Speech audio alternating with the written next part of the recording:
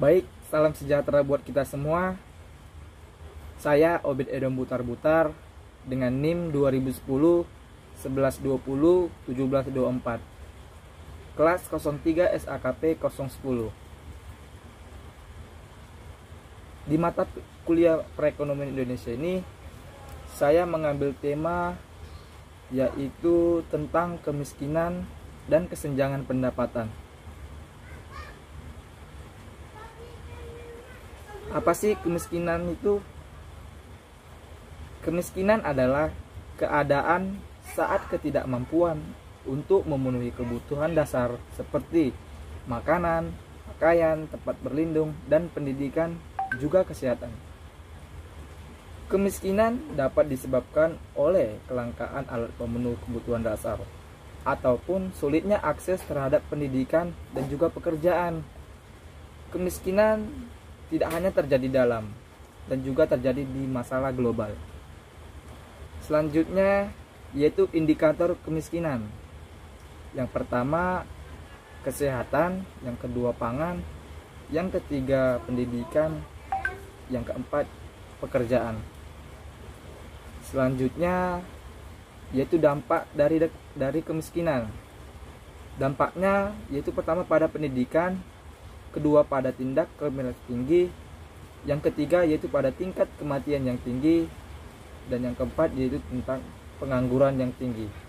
Jadi kemiskinan ini sangat berdampak pada keempat tersebut ya teman-teman, terutama pada tingkat pengangguran di masa sekarang.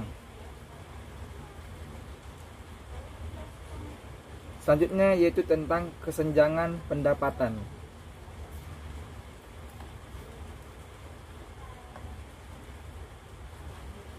Kesenjangan pendapatan ialah menggambarkan distribusi pendapatan di wilayah suatu daerah atau pada waktu tertentu.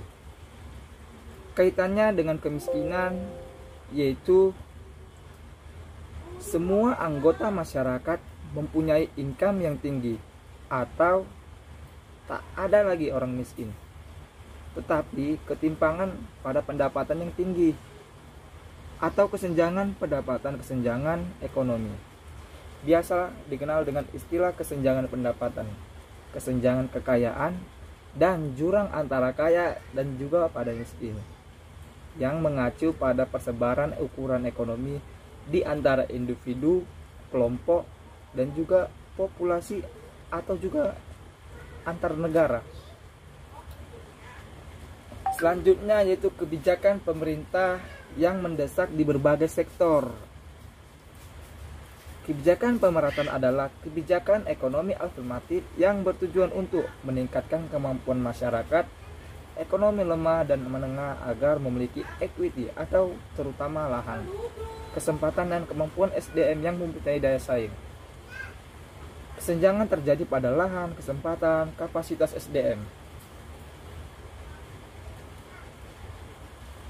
Selanjutnya yaitu prioritas kebijakan pemerintah ekonomi 1 atau alokasi dan diskolarisasi lahan, baik disinkronasi reforma agraria dan kehutanan sosial. Melalui program reforma agraria dapat dilakukan pemerataan kepemilikan lahan atau memberikan modal kepada masyarakat menengah maupun juga ke bawah.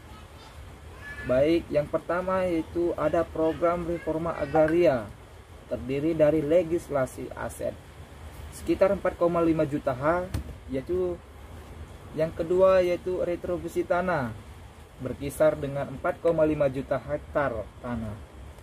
Yang kedua yaitu ada program perhutanan sosial. Jadi yang ketiga yaitu tentang kehutanan sosial. Di skema ke-6 kehutanan kemasyarakatan berkisar 12,7 juta hektar rupiah. Baik, demikianlah presentasi yang dapat saya sampaikan. Kurang lebih saya mohon maaf karena ini masih dalam proses pembelajaran. Saya ucapkan terima kasih.